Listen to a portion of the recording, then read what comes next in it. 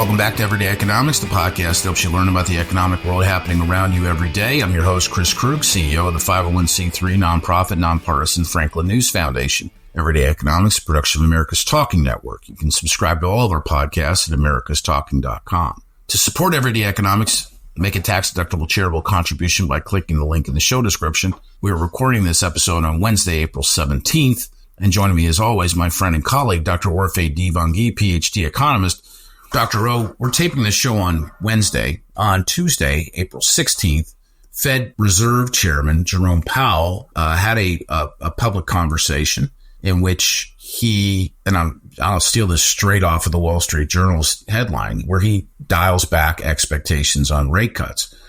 Coming into this year, I think there was a tremendous amount of optimism. I mean, with inflation seemingly headed in the right direction, that we would have multiple cuts this year. Well, it's the middle of April.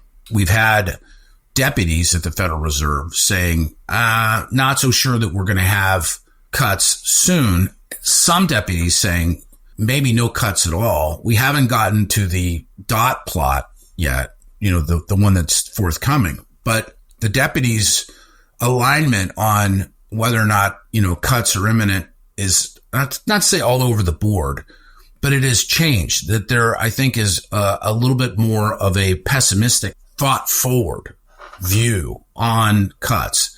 So let me just ask you this. What do you take from Jerome Powell's most recent statements? We have a meeting coming up also, right? So try to make sense of this for the person who's out there thinking about this in terms of what it means to them. Yeah, no, totally. I mean, the first thing is, I love how you call them deputies. I think that's like, I don't know what to call them. They're federal officials. They're some members of the board of governors. Others are president of local regional Fed banks. Some of them are FOMC voters. Others are not.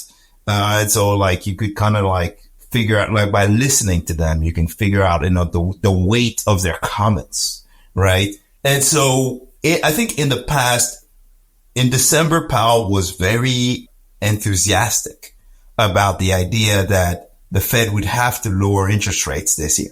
I agree with that. He was. I mean, I think he created a tremendous amount of maybe too optimism. Much. Well, that's why the market went absolutely bananas in the Exactly. first 2 months of the year, and even through March. And now, if you haven't looked at your retirement portfolio or your brokerage account, I think it was 6 or 7 days where we were in the red. I just checked, just what the market was doing today, and it's down again.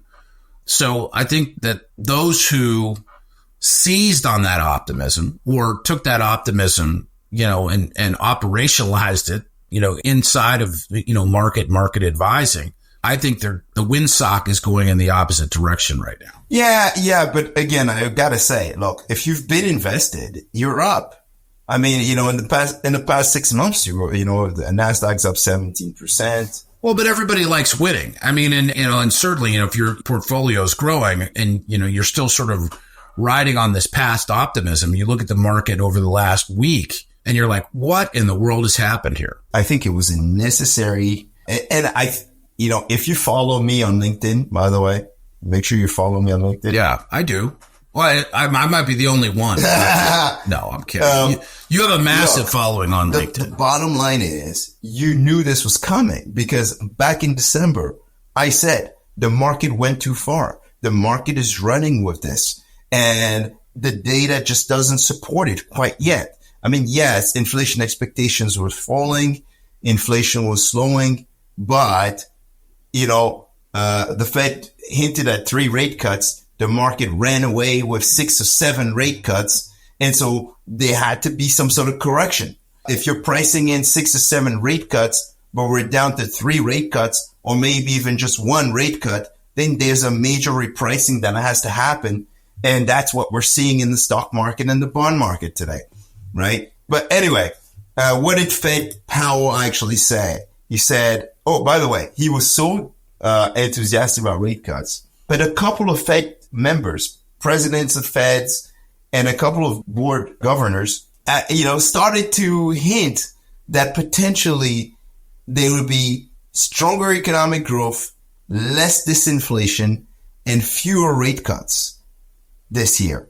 And we start, and they started hinting that back in February. The January data came in too hot. The February data came in a little bit hotter than expected. The March data came in, and kind of supporting the story that inflation was remaining higher than expected through Q1 of this year. And finally, Fair Chair Powell made a slight movement in the camp of higher for longer, right? Yes. That's really the news from Tuesday.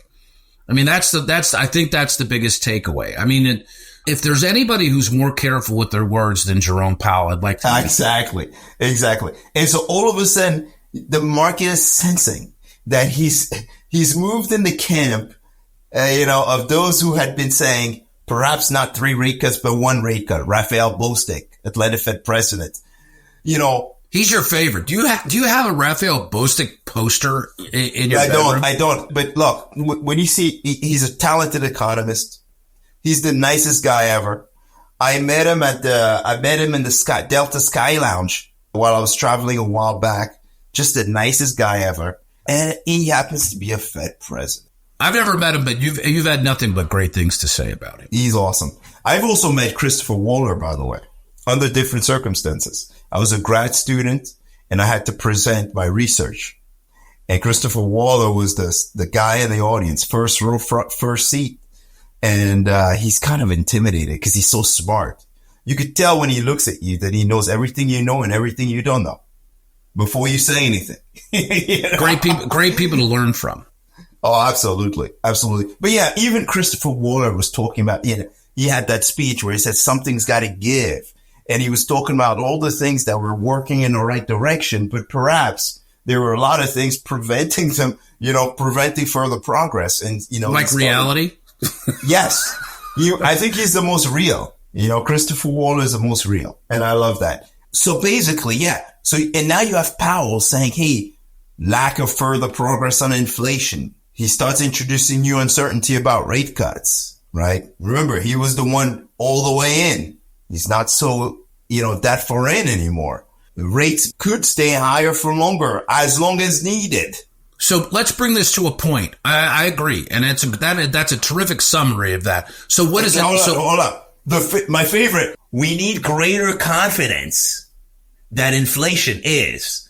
And we don't have that greater confidence yet. Right? And I'll tell you what, not that I gauge everything from the price of gasoline, the retail price of gasoline, but the retail price of gasoline for me informs quite a bit. If you think about it, anything that we do in this country requires energy. You want to build something, it takes energy. You want to move something, it takes energy. For us to move around in a free society, it takes energy. And when I start to see energy prices move the way that they've moved, and I realize there's some things that are going on regarding the strategic oil reserve and this, that, and the other. But oil production in the United States is, I think, still at an all-time high. When you see prices like this, that for me is at a ground level, that informs quite a bit. But bring it home for us. Yeah, I mean, and look, there's something about the energy prices rising. It's interesting because you don't really know how that's going to affect the household. And here's why I say that. Usually, when you get a oil supply shock, right, that causes oil prices to increase, that tends to actually squeeze households, cause them to spend less on a bunch of other stuff, right? And that tends to slow economic growth, at least historically. But at the same time, I'm seeing content from various people talking about the fact that the U.S. actually is a large producer of oil. And if the U.S. happens to be a large producer of oil, then higher prices might actually increase U.S. incomes, which would not have the effect of slowing down the household, but the opposite effect. Right? And so, I don't know what to make of it yet. But